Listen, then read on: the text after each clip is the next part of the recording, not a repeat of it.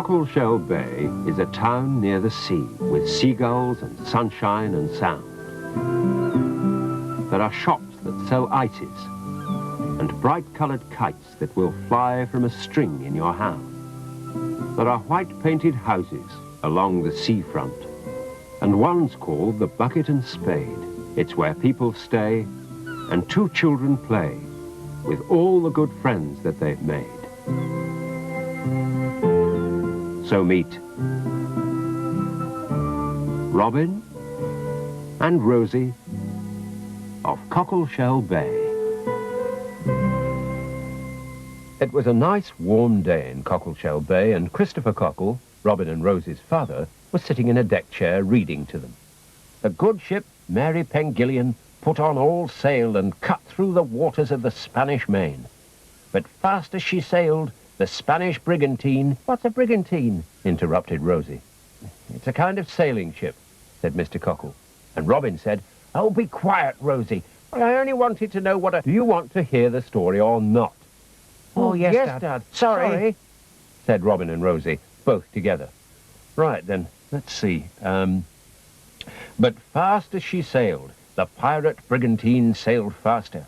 Bigger and bigger it grew against the wind-torn sky, till all those aboard the Mary Pengillion could see the name Sea Rover on the bows.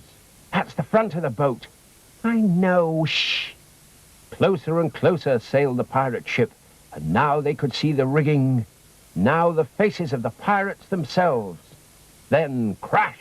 The two ships locked together, and the pirates leapt aboard the Mary Pengillion with cries of, You out there, Mr. Cockle! Laughed Robin. That's a funny thing for a pirate to shout. Oh, be quiet, Robin, said Rosie. You're spoiling the story. Helen says she'll be ready for off in 5 minutes. I'll just get my jacket then. You going out, Dad? Asked Rosie. Yes, said Chris Cockle. Mummy and I are going to choose some wallpaper for the back bedroom. Oh, Dad, can't you finish the story? I'll finish it off tonight, said their father, as a bedtime story. Chris! Mrs. Cockle called from inside. All right, love, coming, Mr. Cockle called back. We'll be back in an hour for lunch, kids, and Gran Rowty will be here. Now, behave yourselves. Bye. Bye, Dad. Bye. Said Robin. What shall we do now? But he thought of the answer himself, and so did Rosie. Let's play pirates. Hey! We can go and pirate Mr. Ship, said Rosie. Oh, yes. Robin thought that was a very good idea. Only we'd better tell Gran we're going. Yes. Gran. Gran. Yes, my dears? You all right, then? We're going to Mr. Ship's yard, Gran, said Robin, to play pirates. Pirates, eh? Ooh, my goodness. Here, she said. Hang on a minute. I got something as'd suit pirates. And she went back in. Wonder what she's gone for. Dunno, said Robin. Maybe it's a treasure chest. But it wasn't. Here we are. One eye patch. Goodness knows where that came from. And one spotted headscarf. Here we are, just right there. And she fitted the headscarf on Robin like a pirate's bandana, and the eye patch on Rosie. Now then, you look much more like pirates, she said. Scare the life out of Ezekiel Shipham, I shouldn't wonder. Oh, thanks, Gran, said Robin and Rosie, both together. Bye. Bye-bye, my dears, bye. And Robin and Rosie set off across the garden and crept stealthily through the gap in the fence. They tiptoed quietly across to Mr. Ship's boatyard next door. Shh, whispered Rosie. We're pirates. All right, Robin whispered back.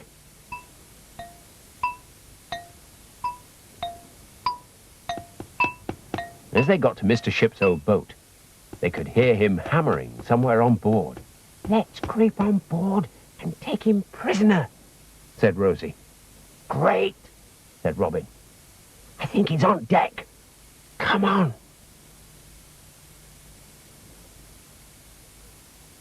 A couple of moments later, They climbed out onto the deck and...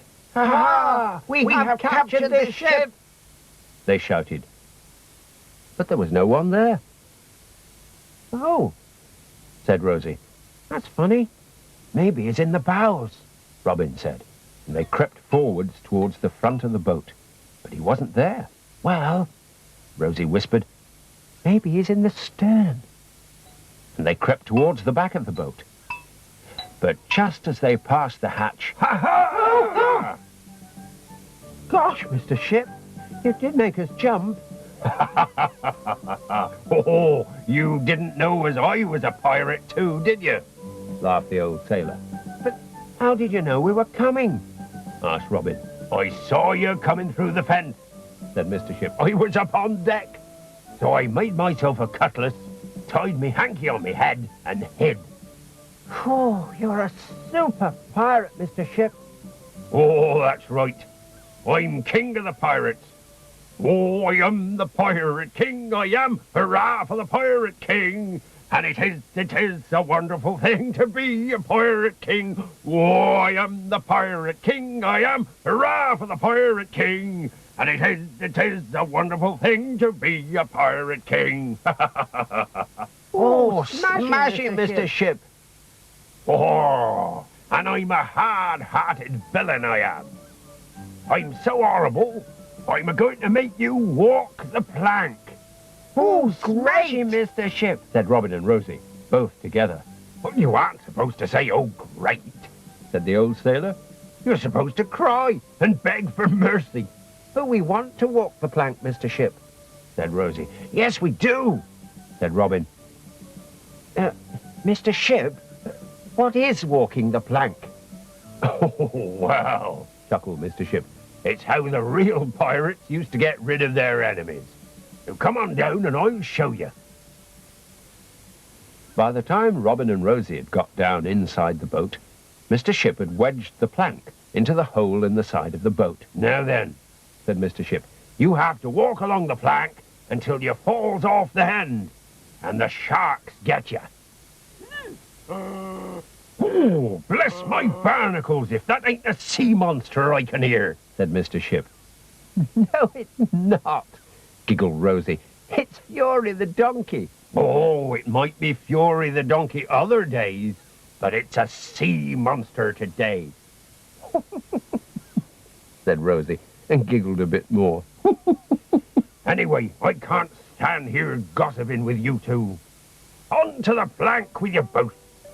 So first Robin and then Rosie started off along the plank. And Mr. Ship, with his wooden sword in his hand, walked behind them. Oh, Said Rosie. it's a bit bendy. Yes, I'm not sure that... Keep going, said Mr. Ship, who was enjoying being a pirate. You miserable wretches! And he took another step too.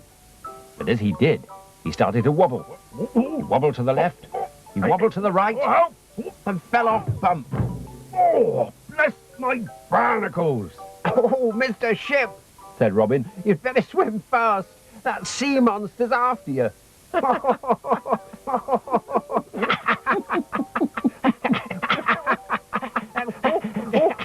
Wow! Oh. Laughed Mr. Ship. The sea monster's after you now. Here, who are you calling a sea monster? It was Gran Rowty, standing there looking at them. And whatever are you doing sitting about on the ground? Well, we were walking the plank, said Rosie. And we fell off. And Mr. Ship's the pirate king, Gran. Said Robin. And the sea monster's going to eat him. Oh, wow, said Gran Rowty. Sounds like a very sensible sea monster. There's plenty of fat on the pirate king. Here, steady on. And what's more, it's time for lunch, whether you're a sea monster or a pirate. Lunch, said Rosie. Great. Yes, said Robin. Great. And they both said, We're starving. Come on, then. Your mum and dad are back and waiting for you. Bye-bye, then. Come back after lunch, and I'll make you a pirate sword each, all right? Oh, yes. Thanks, Mr. Ship, said Robin and Rosie, both together. And they went in for lunch.